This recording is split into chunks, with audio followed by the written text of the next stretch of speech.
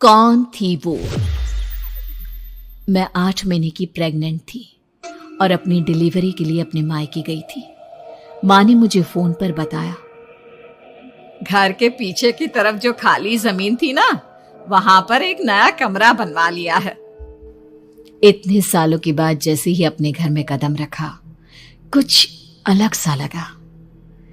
माँ, ये घर के पीछे की तरफ नया कमरा बनवाने की क्या जरूरत थी?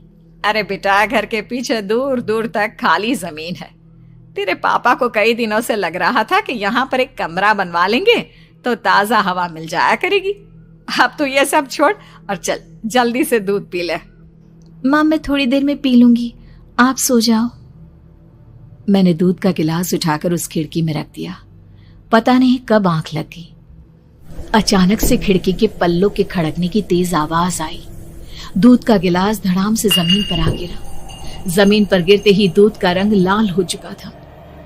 मैंने खिड़की से झांक कर बाहर देखा। चारों तरफ धूप अंधेरा था। उस अंधेरे की तरफ से कुछ आवाजें आ रही थी, जैसे छोटे बच्चे आपस में खिलखिलाकर मस्ती कर रहे हो।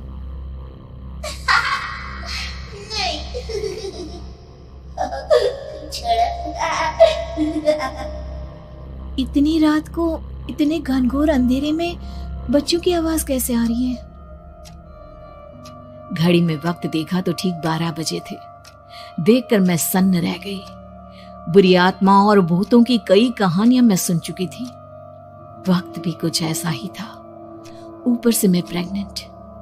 सुना था कि ऐसे वक्त में अक्सर बुरी आत्माएं औरतों का पीछा करती है, तो क्या मेरे पीछे भी? पसीने से तरबतर बड़ी मुश्किल से, जैसे कांपते हाथों से मैंने उस खिड़की को बंद किया। जल्दी से जल्दी उस कमरे से बाहर निकलकर माँ के पास जाने के बारे में सोचा, लेकिन जैसे ही दरवाजे की तरफ पलटी, लगा कोई साया हवा की स्पीड से दरवाजे के सामने से गुजर गया। मेरे गले में अटक कर रह गई। मैं जोर से चीख कर माँ को बुलाना चाहती थी, लेकिन वो आवाज खुद मेरे कानों तक नहीं पहुंच पा रही थी। तो माँ तक कैसे पहुंचती? खिड़की के पल्ले एक बार फिर तेज हवा के झोंके से धड़ाम करके खुल गया और पूरी ताकत से मैं चीख पड़ी। जानती थी मेरी चीख की आवाज सुनकर कुछ ही सेकंड में माँ वहां पहुंच जाएगी, लेकिन ऐसा कुछ हुआ ही नहीं। मेरा कलेजा डर के मारे फटा जा रहा था। आखिर माँ ने मेरी आवाज क्यों नहीं सुनी? इतनी गहरी नींद में तो माँ कभी नहीं सोती। ठीक पीछे खुली हुई वो खिड़की। मुझ में इतनी ताकत नहीं बची थी कि मैं पलटकर उस तरफ देख भी सकूं। हवा का एक सनसनाता हुआ झोंका उसी वक्त मेरे कानों से आकर टकराया। लगा जैसे किसी ने दबी हुई आवाज में धीरे से मुझसे कहा, चली जाओ यहाँ से। मैंने दोनों हाथ अपने कानों पर रख लिए और एक बार फिर ताकत लगाकर जोर से चीखने की कोशिश की। माँ! पापा! मेरी आवाज उस कमरे की दीवारों से टकराकर वापस मुझे ही सुनाई दे रही थी। जितनी ताकत के साथ मैंने चीखने की कोशिश की थी, कुछ ही देर बाद उससे कहीं ज्यादा तेज और दर्दनाक चीख मुझे सुनाई देने लगी। ये आवाज ठीक मेरे पीछे खिड़की से आ रही थी। वो आवाज मेरे कानों में पिघलते हुए लोहे की तरह गिर रही थी। उन आवाजों में हैवानियत थी। वो आवाजें किसी इंसान की नहीं है, इतना मैं समझ चुकी थी। कांप रहे हाथों से मैंने अंधेरे में कुछ ढूंढने की कोशिश की। तभी अचानक मेरा हाथ बेड पर रखी टॉर्च पर पड़ा। किसी तरह ताकत लगाकर टॉर्च का बटन ऑन किया, लेकिन ये क्या? सामने दरवाजे पर 3 छोटी लड़कियां खड़ी हुई थी। उनके हाथ में स्टील के चमचमाते हुए चाकू थे। मैं घबराकर लड़खड़ाई और पीछे की तरफ हटी, लेकिन तब तक वो मेरे पास आ चुकी थी। उनकी गर्दन टेढ़ी थी और उनके हाथों के वो चाकू मेरे पेट को निशाना बनाने को तैयार।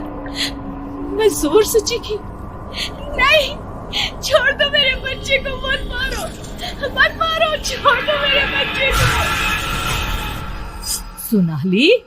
सोनाली, क्या हुआ बेटा? तू इतनी डरी हुई क्यों है? उठ बेटा, क्या हुआ? हड़बड़ाकर मैंने अपनी आंखें खोली।